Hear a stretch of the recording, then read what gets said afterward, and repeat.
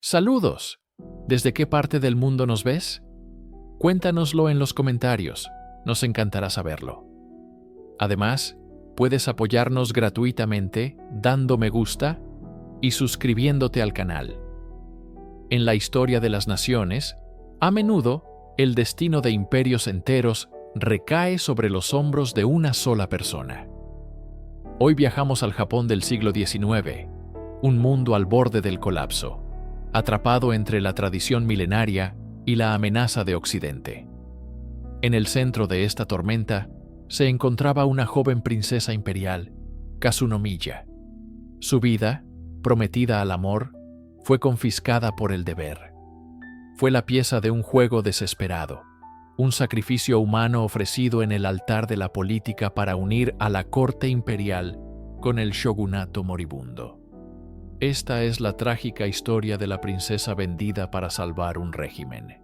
En el corazón de un Japón aún sellado al mundo exterior, en la antigua capital de Kioto, el Palacio Imperial era un universo en sí mismo. Dentro de sus muros, el tiempo parecía moverse a un ritmo diferente, gobernado por rituales milenarios y una etiqueta tan compleja como inquebrantable. Fue en este santuario de la tradición donde, el 3 de julio de 1846, nació una niña que el destino marcaría de forma indeleble.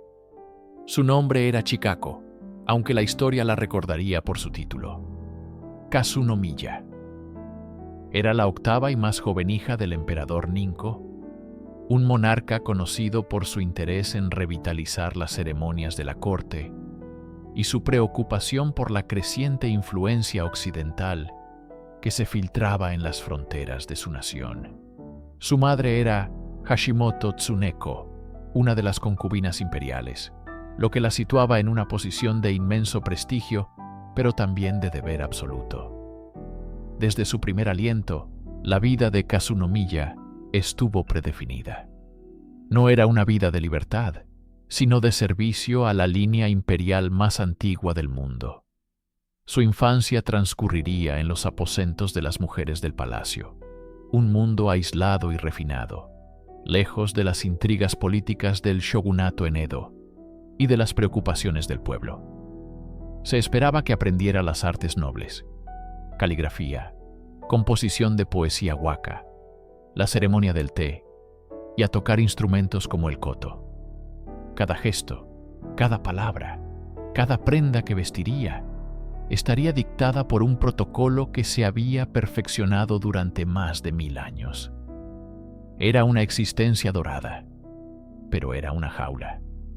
En el momento de su nacimiento, nadie podía prever que los muros de este mundo protegido pronto se resquebrajarían y que esta joven princesa, criada para ser un símbolo de la pureza y la tradición imperial, se convertiría en una pieza de sacrificio en el tablero de ajedrez político más desesperado de la historia de Japón. La infancia de la princesa Kazunomiya se desarrolló en un entorno de belleza sublime y aislamiento absoluto.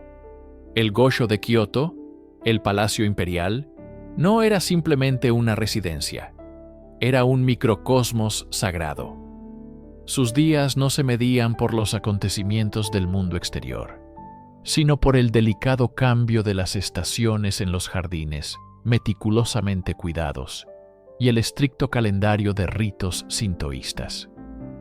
La vida de una princesa imperial estaba completamente guionizada. Desde el amanecer hasta el anochecer, sus movimientos estaban coreografiados por damas de la corte, que le enseñaban el arte de la existencia imperial. Esto incluía la forma correcta de caminar sobre los tatamis sin hacer ruido, cómo aplicar el maquillaje tradicional de plomo blanco y ojaguro para ennegrecer los dientes, y la manera precisa de componer un poema que aludiera sutilmente a la flor de cerezo o a la luna de otoño.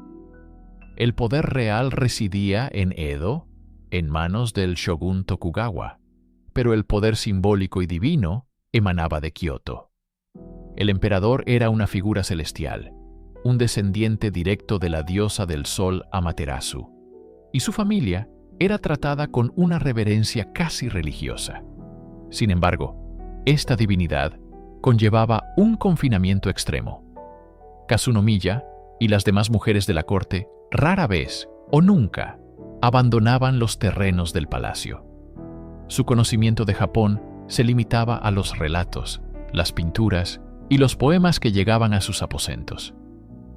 El mundo era un concepto abstracto, un lugar lejano más allá de los muros de madera y los tejados de tejas de ciprés. Esta educación, centrada en el arte y la espiritualidad, en lugar de la política o la geografía, la preparaba para un destino específico: casarse con un miembro de la alta nobleza de la corte o de una rama de la familia imperial, perpetuando así la pureza y las tradiciones de su linaje. Era una vida de privilegio inimaginable, pero carente de cualquier autonomía personal.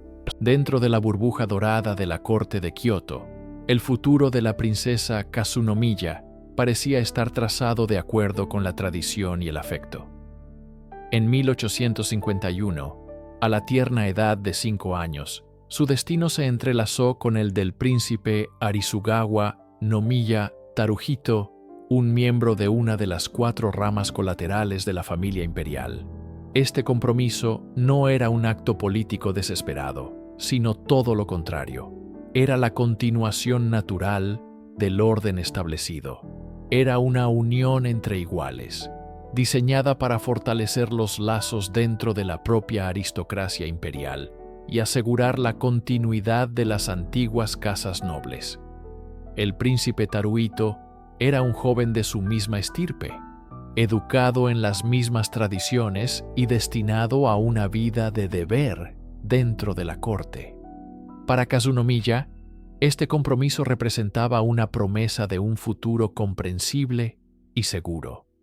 Aunque los matrimonios imperiales eran arreglados, a menudo florecía un genuino afecto y compañerismo, basado en un entendimiento compartido de su mundo único y sus responsabilidades.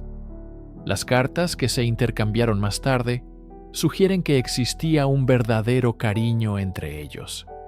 Taruhito no era un extraño bárbaro de una lejana fortaleza militar, sino un igual, un poeta y un calígrafo, alguien que comprendía el lenguaje sutil de su existencia. Este compromiso era el pilar sobre el que se construiría su vida adulta. Se convertiría en la consorte de un príncipe imperial. Presidiría su propio hogar dentro de los confines de Kioto y continuaría la vida de ritual y arte para la que había sido meticulosamente preparada. Era un futuro predecible, honorable y, en el contexto de su mundo, feliz. Esta promesa de un amor tranquilo y un deber familiar se convirtió en el ancla emocional de su juventud. Sin embargo, este idilio estaba destinado a ser efímero. Mientras Kazunomiya soñaba con su futuro junto al príncipe Arisugawa, fuerzas imparables se estaban gestando más allá del horizonte, amenazando con hacer añicos no solo su compromiso, sino el tejido mismo de la nación. El 8 de julio de 1853, el mundo aislado de Japón se fracturó para siempre. En la bahía de Edo, a cientos de kilómetros de la serena corte de Kioto, una visión aterradora apareció en el horizonte. 4 buques de guerra estadounidenses, enormes y oscuros, que expulsaban gruesas columnas de humo negro por sus chimeneas. Eran los Kurofune, las naves negras del comodoro Matthew Perry. Su llegada no fue un accidente ni una visita de cortesía. Fue una demostración de fuerza calculada. Durante más de 200 años, el shogunato Tokugawa había mantenido una estricta política de aislamiento nacional, o sakoku. El contacto con el mundo exterior estaba prohibido, salvo por un comercio muy limitado y controlado con holandeses y chinos en Nagasaki.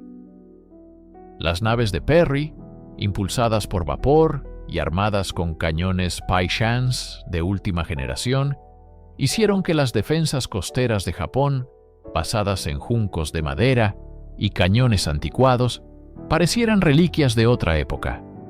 La conmoción fue sísmica.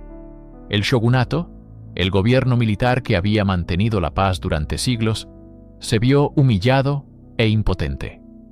Perry entregó un ultimátum del presidente de los Estados Unidos: abrir los puertos de Japón al comercio o enfrentar las consecuencias. La noticia de esta crisis se extendió como la pólvora por todo el país, llegando finalmente a los oídos de la recluida corte imperial en Kioto. Para el emperador Komei, hermano de Kazunomiya, y para la nobleza de la corte, la incapacidad del shogun para repeler a los bárbaros fue una revelación impactante. Cuestionó la legitimidad misma del gobierno del shogun. La crisis de las naves negras encendió un fervor nacionalista y xenófobo, con un poderoso lema emergiendo entre los samuráis descontentos: Son no Yoi. La princesa Kazunomiya, que en ese momento solo tenía 7 años, era demasiado joven para comprender la magnitud del evento. Pero las ondas de choque de la llegada de Perry pronto llegarían hasta su vida personal. El fin del aislamiento de Japón fue el principio del fin de su mundo. La desesperación del shogunato por reafirmar su autoridad y unificar una nación dividida buscaría una solución drástica, una que requeriría un sacrificio impensable de la propia casa imperial. A mediados del siglo XIX, el shogunato Tokugawa, que había gobernado Japón con mano de hierro durante más de 250 años, se encontraba en un estado de parálisis y decadencia. El régimen, una vez invulnerable, ahora se desmoronaba bajo una presión dual e insostenible. Desde el exterior, los barcos negros del comodoro Matthew Perry habían forzado la apertura de Japón en 1854, rompiendo el aislamiento autoimpuesto del país. Los tratados desiguales que siguieron, firmados bajo coacción, fueron vistos como una humillación nacional, exponiendo la impotencia militar del Bakufu frente a la tecnología occidental. Esta debilidad externa alimentó una crisis interna sin precedentes. Un fervoroso sentimiento xenófobo y nacionalista, encapsulado en el lema Son no Hoi, se extendió por todo el país. Los samuráis de los dominios del suroeste, como Satsuma y Choshu, comenzaron a cuestionar abiertamente la legitimidad del shogun para gobernar.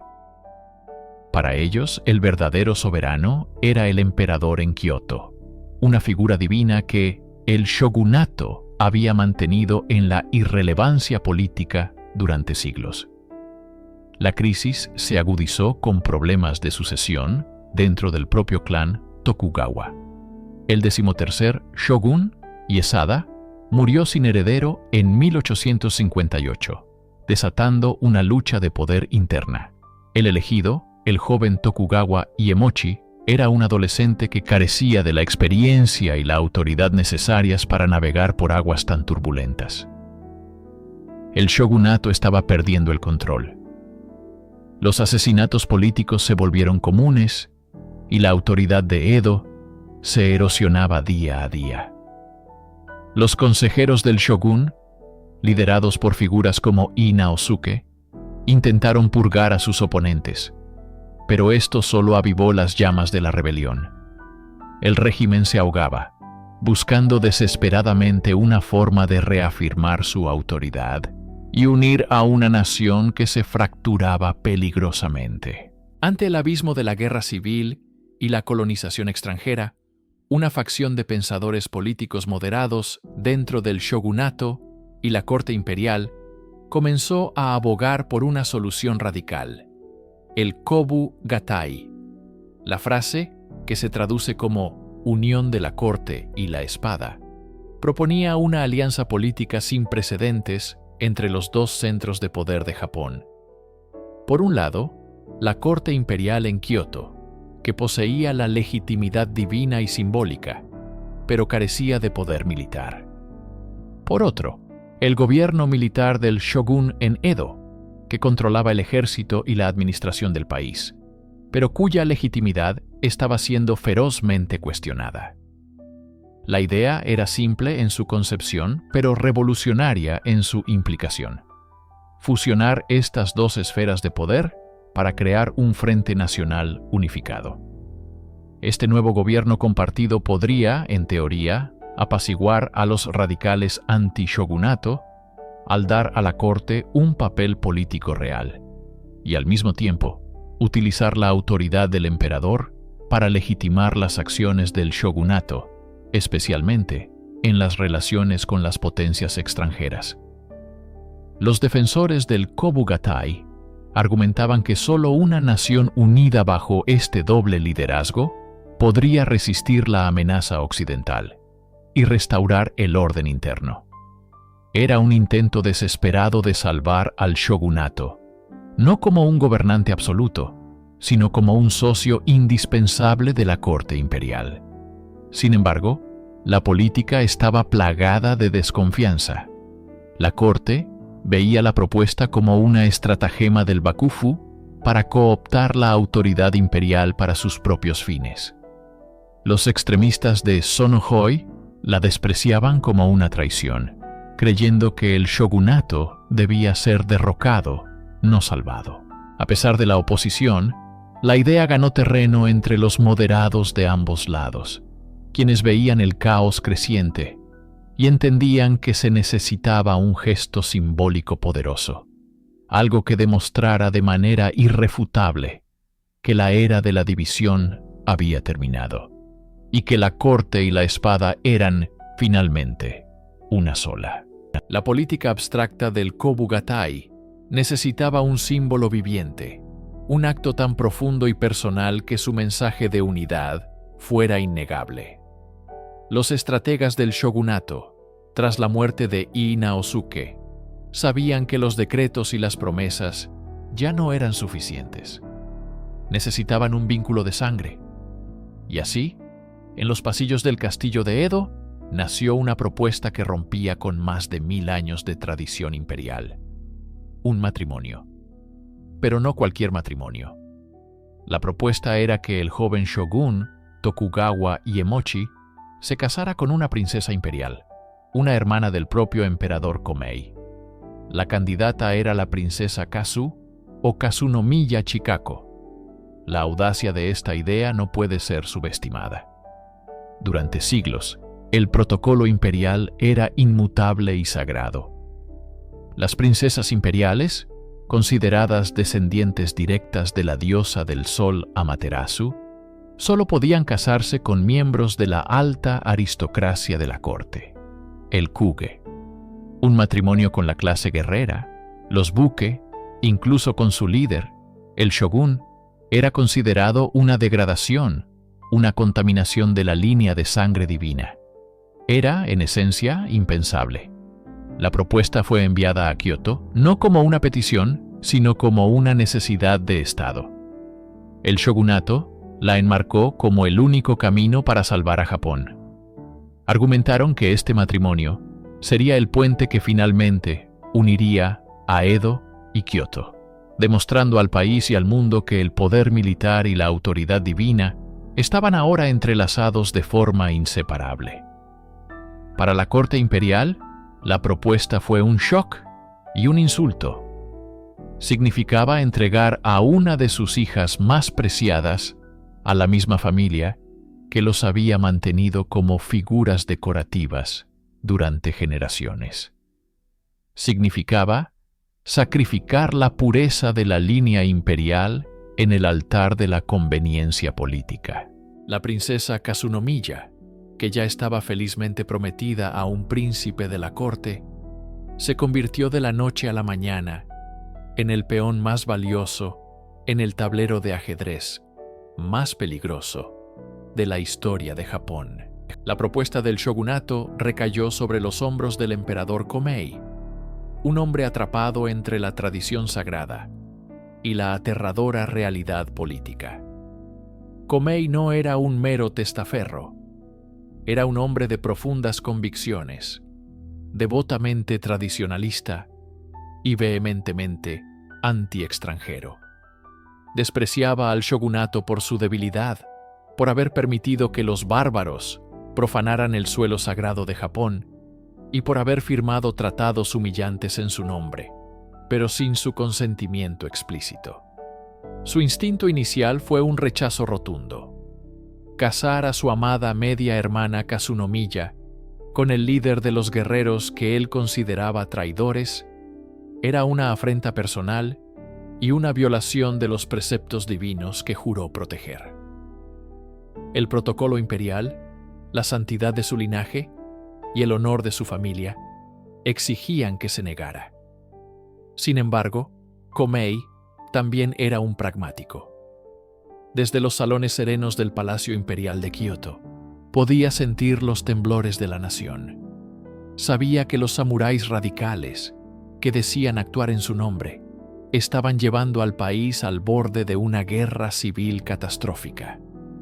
Un no definitivo a la propuesta del shogunato podría ser la chispa que encendiera la conflagración, un conflicto que destrozaría Japón y lo dejaría vulnerable a la depredación de las potencias occidentales, un destino que temía por encima de todo. Los emisarios de Edo le suplicaban, argumentando que el matrimonio era la única forma de unificar el país y cumplir con la verdadera voluntad del emperador: expulsar a los extranjeros. Simultáneamente, los nobles de su propia corte y los radicales de los dominios del sur lo presionaban para que se mantuviera firme, para que humillara al shogunato con su rechazo. El emperador se encontró en una posición imposible. Cualquier decisión conllevaba un riesgo inmenso. Podía preservar la tradición y arriesgarse a una guerra civil, o podía sacrificar la tradición y a su hermana, con la frágil esperanza de salvar a la nación. Ante la inmensa presión del shogunato y la resignación de la corte imperial, una joven princesa demostró una voluntad de hierro. Kasunomiya, comprendiendo que su destino estaba sellado, no se sometió en silencio. En un acto de audacia sin precedentes para una mujer de su posición, se negó a ser una simple pieza en el tablero político. A través de su hermano, el emperador Komei presentó una serie de condiciones innegociables para su matrimonio, demandas que sacudieron los cimientos de la relación entre Kioto y Edo. La primera y más crucial condición era que el shogunato debía expulsar a los bárbaros extranjeros de Japón en un plazo de 10 años, reafirmando la política de aislamiento nacional. Con esto, Kasunomiya transformaba su sacrificio personal en un compromiso forzado del bakufu para con la voluntad imperial. En segundo lugar, exigió que su trato en el castillo de Edo siguiera el protocolo de una princesa imperial, no el de la esposa de un samurái, por muy poderoso que fuera. No se rebajaría. Su tercera condición garantizaba que se le permitiría regresar a Kioto anualmente para los ritos conmemorativos de sus ancestros imperiales, un lazo inquebrantable con su hogar y su linaje. La cuarta estipulaba que su séquito personal, damas de compañía y sirvientes de la corte de Kioto, la acompañarían y permanecerían con ella en el Oku, el harén del shogun. Finalmente, la quinta condición aseguraba que sus peticiones y las de la corte imperial serían transmitidas directamente al shogun sin intermediarios. El shogunato, desesperado por asegurar la alianza, aceptó a regañadientes cada una de sus demandas. Kasunomiya había perdido la batalla por su libertad, pero había ganado una guerra sutil, imponiendo la autoridad imperial en el corazón mismo del poder samurái, antes siquiera de poner un pie en Edo. Con las condiciones aceptadas, la realidad del sacrificio se hizo ineludible. El otoño de 1861 marcó el final de la vida de Kazunomiya tal como la conocía. Kioto, la capital imperial durante más de 1000 años, se preparó para despedir a una de sus hijas más nobles, en una ceremonia cargada de un profundo y solemne dolor. Los pasillos del Palacio Imperial, normalmente un remanso de poesía y refinamiento, se llenaron de una melancolía palpable. El día de su partida, Kazunomiya realizó los últimos ritos de despedida ante los santuarios de sus ancestros imperiales, pidiendo su bendición para el arduo camino que le esperaba. Su audiencia final con su amado hermano, el emperador Komei, fue un momento de tragedia personal que trascendió el protocolo. Se dice que ambos lloraron amargamente, conscientes de que su separación no era solo física, sino también simbólica. Él perdía a su hermana, ella perdía su hogar, su identidad y su futuro prometido con el príncipe Arisugawa. Al salir de las puertas del palacio, vestida con las múltiples capas de seda de una princesa imperial, Kazunomiya no miró atrás. La ciudad de Kioto, el único mundo que había conocido, se desvanecía tras ella. Los ciudadanos se alinearon en las calles en un silencio respetuoso, observando el palanquín cerrado que se llevaba a su princesa. No era una procesión de celebración, sino un cortejo fúnebre para la vida que dejaba atrás. Para Kazunomiya, cada paso que la alejaba de la capital era un paso hacia lo desconocido, hacia una jaula dorada en la lejana y ruda ciudad guerrera de Edo. El deber la impulsaba hacia adelante, pero su corazón permanecía para siempre en las tranquilas calles y los sagrados jardines de Kioto. La llegada de Kazunomiya al castillo de Edo no fue una simple mudanza, fue una colisión de dos universos. El mundo que dejaba atrás en Kioto era uno de refinamiento etéreo, poesía y ceremonias sutiles que se habían perfeccionado durante 1000 años. La corte imperial vivía en una burbuja de alta cultura, alejada del mundanal ruido. Edo, por el contrario, era el corazón de un gobierno militar. Era una ciudad vibrante, pragmática y regida por el estricto código samurái.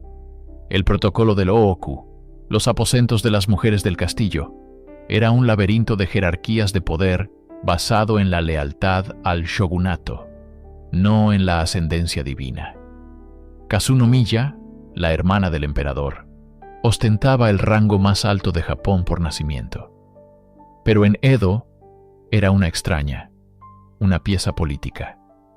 Su séquito de damas de la corte de Kioto se aferraba a sus costumbres, hablando en el dialecto cortesano y vistiendo las complejas y elegantes túnicas yuni-itoe, que contrastaban fuertemente con la moda más sobria y funcional de las mujeres samurái.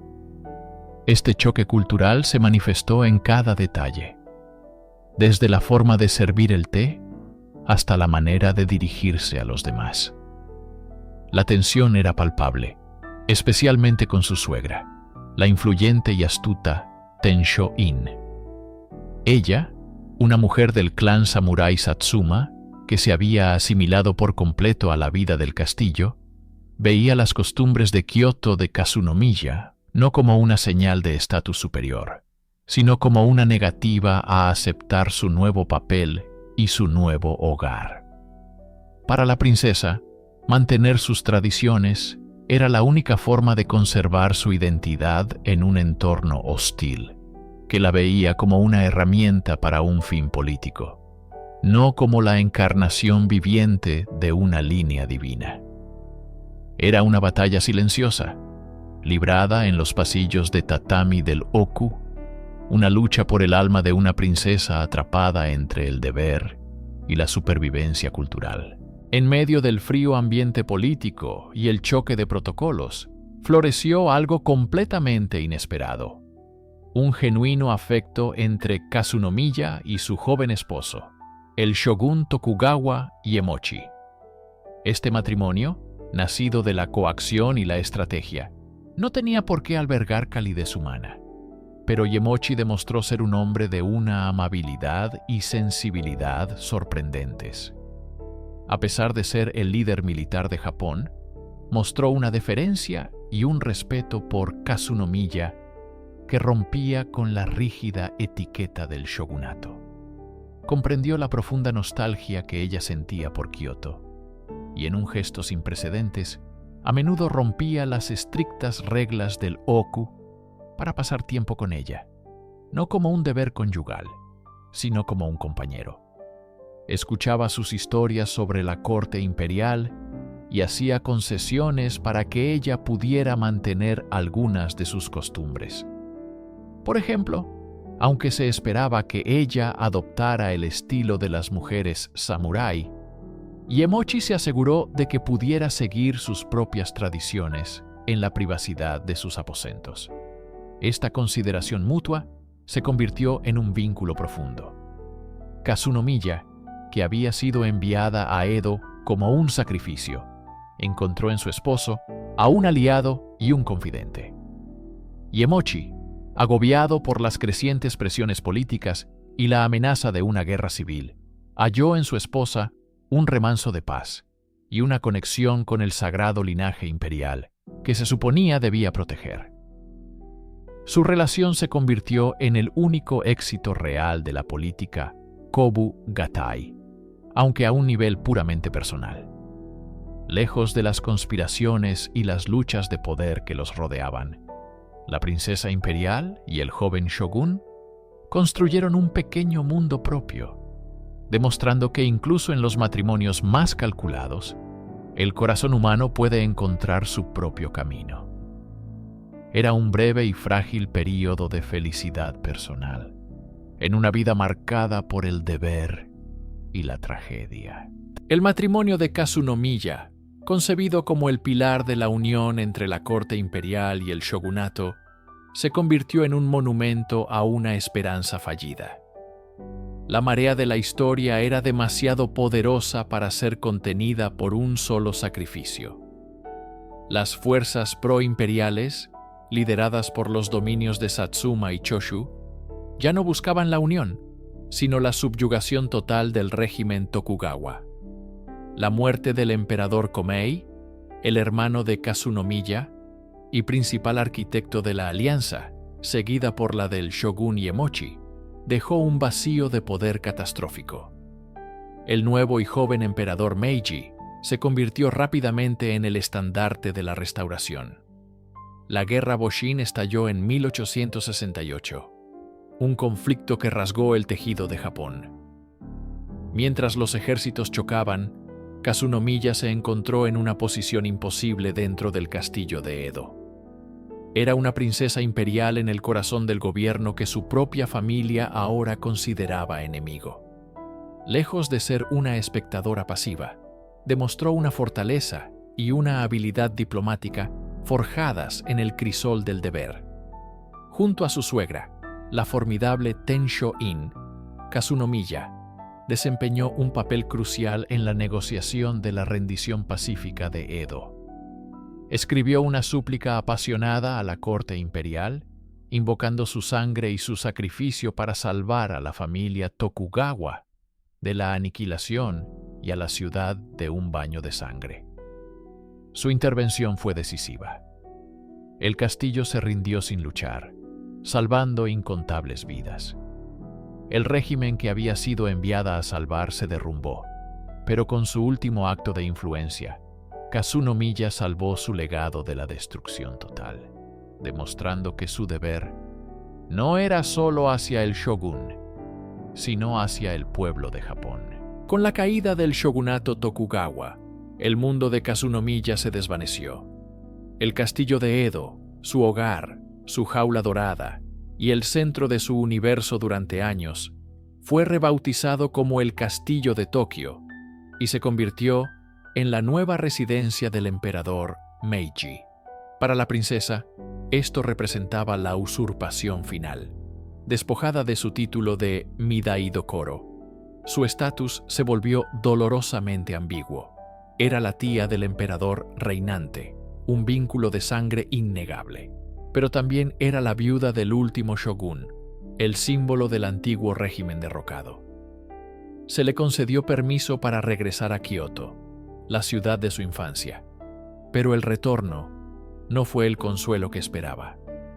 La corte imperial que encontró era radicalmente diferente a la que había dejado.